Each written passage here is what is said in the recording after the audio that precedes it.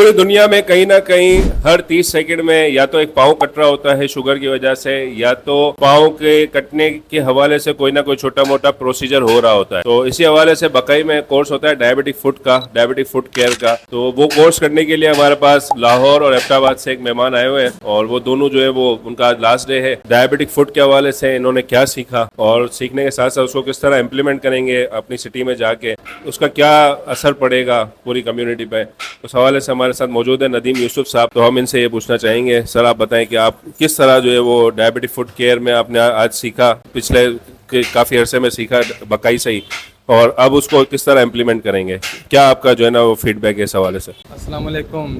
जैसे कि आपको डॉक्टर जामिर कोचा ने बताया कि हम बकाई में यूनिवर्सिटी में बकाई डायबिटिक फूड क्लिनिक में वहाँ पे हम एक कोर्स कर रहे थे। तो कुछ अर्से से हम वहाँ पर 15 दिन के लिए हम आए थे लाहौर से, और मेरे साथ एक और भाई हैं जो एबटाबाद से आए हैं। हमने वहाँ पे ये सीखा कि पाँव को किस तरह से हम बचा सकते हैं।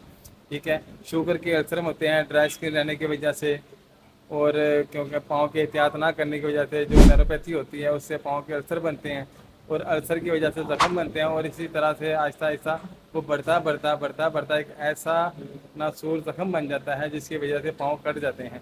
और इसको बचाने के लिए हमने ये कोर्स किया है।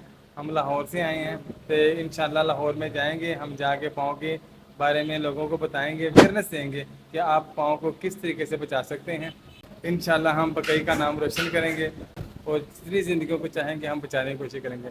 अस्सलाम वालेकुम।